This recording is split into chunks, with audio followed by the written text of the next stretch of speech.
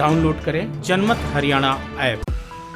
चड़ूरी की राजनीतिक महत्वाकांक्षा कितनी कुलाचे मार रही है ये किसी से छिपा नहीं है। वो बकायदा लाडवा विधानसभा सीट से चुनाव भी लड़ चुके हैं और अपनी पत्नी बलविंदर कौर को आम आदमी पार्टी के टिकट पर कुरुक्षेत्र लोकसभा सीट से चुनाव भी लड़वा चुके हैं। ये अलग बात है कि चड़ूनी और उनकी पत्नी दोनों को चुनाव में हार का सामना करना पड़ा है और उन्हें जमानत बचाने लायक तक वोट नहीं मिले। अब किसान आंदोलन के जरिए चड़ूनी को लगता है कि वो चुनाव में कमाल दिखा सकते हैं। इसको लेकर चड़ूनी ने कहना भी शुरू कर दिया है कि वो अगले साल फरवरी महीने में होने वाले पंजाब विधानसभा चुनाव में हिस्सा लेने जा रही हैं। चुनाव लड़ने के छोड़िए, खुद को भी उन्होंने बकायदा पंजाब के मुख्यमंत्री का दावेदार भी बताना शुरू कर दिया था। कहा यह भी गया था कि चड़ूनी ने भारतीय आर्थिक पार्टी नाम से दल बना लिया है और पंजाब की सभी 117 विधानसभा सीटों पर चुनाव लड़ने जा रही हैं। हालांकि चड़ूनी ने अपना नया दल बनाने से इनकार भी किया, लेकिन चड़ूनी की राजनीतिक महत्वाकांक्षा संयुक्त किसान मोर्चे को रास नहीं आई और उन्हें मोर्चे से निलंबित कर दिया गया, जिसका नतीजा ये हुआ कि राकेश टिकैत संयुक्त किसान मोर्चे की ओर से बड़े चेहरे बन गए। निलंबन के बाद चड़ूनी के सुर भी बदल गए। अब वो कह रहे हैं कि वो पंजाब विधानसभा का चुनाव नहीं लड़ेंगे। पंजाब के किसान लड़ेंगे, मैं पंजाब में चुनाव नहीं लड़ूंगा, लेकिन पंजाब के किसानों को, पंजाब के मजदूरों को, बुद्धिजीवियों को, उन सबको हम इकट्ठा एक मंच पे करेंगे। सर किस बैनर पे लड़ेंगे किसान?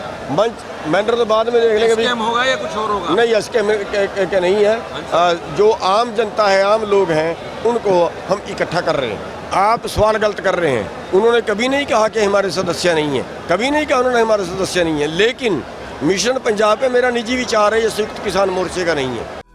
अब सबसे बड़ा सवाल ये है कि चड़ूनी ने पंजाब में चुनाव लड़ने की अपनी महत्वाकांक्षा को इतनी जल्दी क्यों छोड़ दी? क्या चड़ूनी को लगता था कि मोर्चे के बाहर उनकी कोई हैसियत नहीं? वैसे भी पंजाब में कांग्रेस की सरकार है और किसान आंदोलन की आग को भड़काने में वहाँ की सरकार का जितना रोल रहा है ये सभी को मालूम है। पंजाब ही ऐसा राज्य था जहाँ सबसे पहले कृषि कानूनों को लेकर किसानों के मन में जहर भरा गया। कृषि कानूनों के खिलाफ जबरदस्त माहौल खड़ा किया गया। इसके लिए बकायदा वामपंथी किसान यूनियनों का सहारा लिया गया। पंजाब के किसानों की वजह से ये आंदोलन दिल्ली की सीमाओं तक पहुँचा। ऐसे में चड़ूनी का पंजाब विधानसभा चुनाव में लड़ने का सवाल ही नहीं उठता था। चड़ूनी पर कांग्रेस के नेता से 10 करोड़ रुपए में मनोहर लाल सरकार गिराने की सुपारी लेने का भी आरोप लगा था और वो आरोप उन्हीं के साथ किसान नेता शिव कुमार कक्का ने लगाए। कुमारी सैलजा और रणदीप सुरजेवाला से चड़ूनी ने अपने तंबू में मुलाकात भी की थी। हाल ही में संयुक्त किसान मोर्चे की तरफ कचहरी लगाई गई, जिसमें बीजेपी को छोड़कर पंजाब के सभी राजनीतिक दलों के नेता शामिल हुए, जिसमें फैसला लिया गया कि राज्य में किसी भी राजनीतिक रैली, जनसभा की इजाजत नहीं होगी